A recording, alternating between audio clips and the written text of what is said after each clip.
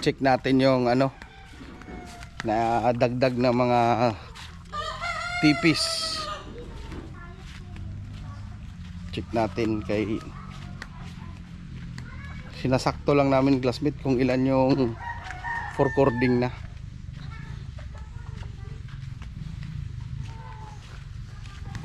Although kompleto na to mga classmate pero hindi pa na ano, hindi pa siya nailak kasi nililibing namin konti ba. Example yan mga classmate harap ko yung cam yan sample niya hindi lang siya ano, lagyan din namin ng konting butas dyan para fix talaga siya, matibay talaga siya.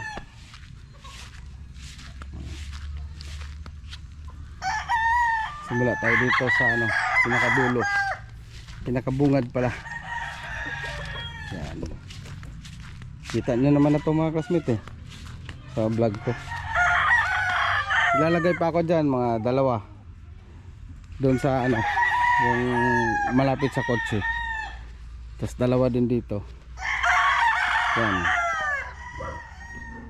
Yung mga breeding fly pins hindi pa natanggal mga classmate, ito lang muna para may guide kasi dire-diretso na yan pag ganun. Lahat ng luma namin na corrugated na tipis dito namin ilalagay na. Yung mga bago dito yan. So, ito na yung sitwasyon dito ngayon, medyo maaliwalas na classmate. Ayan ang luwang ng distance ng permanok yan. 15 feet yan mga classmate, 15 yan.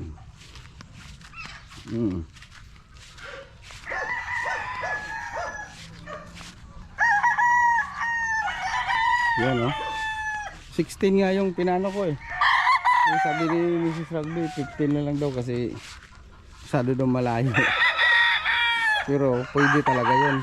22 nga yun kay paring Rab, kay paring Ryan Santiago, 22 feet yung distance ng bawat tipis niya, kwadrado. Example classmate, 22 feet 22 feet 22 feet yan, 22 feet dito 15 lang, 15 feet lang pero maluwang na to classmate yan. Luwang na ng gitna imagine nyo lang dito namin ilalagay yung bagong andun sa hardening, dito namin sila ilalagay yan. Medyo mapresko siya kasi may damo mga classmate tas grabe yung fog sa amin dito pag ano, pag madaling araw hanggang mga alas 6.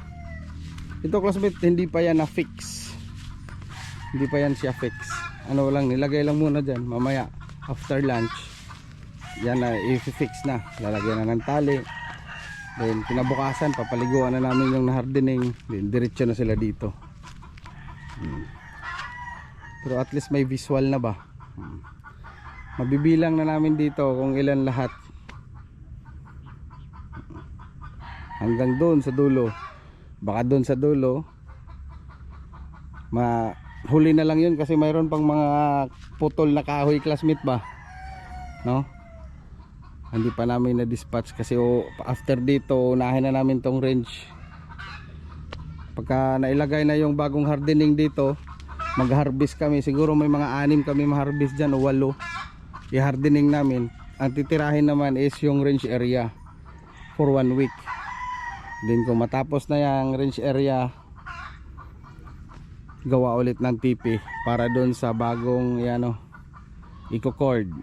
Ganun lang yung sistema classmate, dahan-dahan lang kasi kami na lang yung gumagawa dito wala na yung wala na kaming trabahante, kami na lang kasi busy pa yung kuan. Tsaka madali na lang kasi to classmate kaya na siyang hindi na kailangan ng karpintero. Ang pinaka inuna ko lang talaga, pinaka importante yung bakod. Yun po talaga yung pinakauna kong pinagawa, bakod tapos net sa taas. Then the rest, yung nandito sa loob, okay na yan. Kasi pwede na siyang kamadahin na lang ba. Yung sa umaga 2 hours trabaho, sa tanghali mga alas 3 para hindi ganong mainit, hanggang alas 4 kahit 1 hour or 2 hours ulit sa mga diskarte na lang mga classmate ba pag bakante. Hindi na tayo magmamadali kasi secure na tayo, wala na tayong problema kasi may bakod na, yero, may may net pa. So sana ito makabigay din ng inspirasyon sa ibang backyard breeder mga classmate. Kasi ito considered backyard lang din mga classmate, hindi naman to abot ng 300 tipis dito. Pero sabi ni Bro Joe R, Super Andre, kaya to dito 250. Pero hindi siya ganito ganito ang distansya. Tingnan mga classmate, ang layo ng distance na yan,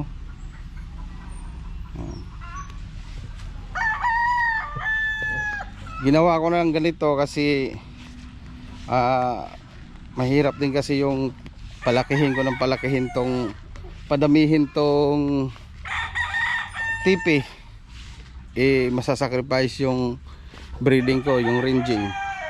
So dito ako nagre-range lang ako ng 150 to 200 every year. Okay na ako dun, or kahit 150 lang classmate, basta maalagaan lang ng maayos para may ako dun sa bossing natin. Kasi mayroon nang nagtitiwala, so baka hindi na ako ng hulugan. Kasi ngayon nga classmate, konti lang yung hulugan ko. Kasi nung last year madami siya, pressure ako kasi may pa sa WPC, may mga ganyan ba. Ngayon kailangan ko mag-adjust. Paghulugan ako konti lang, kahit 10 piraso lang, okay na yan. Pang respeto lang doon sa mga gustong maghulugan. Ngayon pag may mga nag-PM sa akin kung may hulugan, ang sabi ko, ipunin na lang, ipunin nyo na lang. Then kung mag-harvest ako, pwede kayong pumunta dito, hindi na maghulugan para wala akong commitment ba na mapuwersa ako na ito example, itong manok na to, kailangan ko dito, hindi ko obligado ba na hindi, unahin na natin yun kasi hulugan, kasi obligado ka na mauna talaga ang hulugan. Kailangan ko na dito mag-breed kasi mayroon na tayong kukunin lahat ba ng breeding, lahat ng pang exam mga classmate, kukunin na nila lahat ng breeding, punuin ko daw to, then sila na yung kukuha. So may ganun na tayo mga classmate. So kung magpahulugan pa ako, ma-priority kasi yung hulugan, mababawasan naman yung sa boss ko. So mas maganda kung hindi na ako ganong maghulugan. Siguro doon na lang sa mga materialis na lang ako maghulugan classmate. Pero kuan lang, mga 5 trayo, mga ganun lang. Kasi hindi naman na kailangan na sobrang dami yung kuan. Kay mapipressure ako kasi maliit lang yung lugar ko. Kung 2 hektarya to, tapos yung breed ko is 500, 500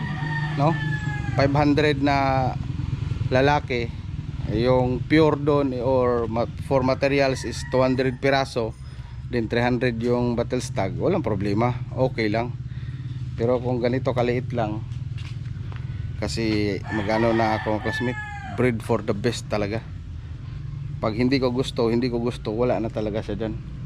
Yung gusto ko lang yung maayos lang maglaro, di ba? Hindi naman yung sobrang gwapo, kasi sobrang gwapo tapos walang talent, ay hindi ko pa rin gusto yun. Ayoko ng gusto ko mahitsura, magaling, yun, magaling kahit walang hitsura, basta magaling. Kasi hindi totoo yun na basta gwapo daw magaling. Hindi, malabo yan. Huwag kayo maniwala dyan. Dapat magaling, yun talaga ang magaling na alaga, bloodline maayos, Hindi lang yung kuan, hindi totoo yun na pag maganda yung postura ng manok, wow, ganda. Ganda ng mga kuan. Hindi lahat yan mga classmate magpe-perform. Na depende pa rin yan. Des, yung iba naman dyan sa pointing, no? Pointing talaga. Katalo talaga sa pointing. Pag hindi mo ma-point ng maayos yung alaga mo, hindi talaga gagalaw yan kahit gaano pa kagwapo yan, no? Pero kung gwapo na, maganda pa yung hubog, magaling pa, ayun talaga pinagpala na yon, kompleto. Tapos ma-point, magaling pa yung pointing ba, maayos pagka point, gagalaw at gagalaw talaga, no? So yun lamang po, bigay tayo ng tips konti mga classmate para hindi kayo mawala, no? Magandang klaseng alaga, magaling, tas pointing, oh. Kung hindi naman kasi lahat ng linyada is ganun yung mukha, may iba din na hindi ganun kagwapuhan pero magaling, tapos maayos yung pointing, talagang maglalaro yan. Yun lamang po. Alright.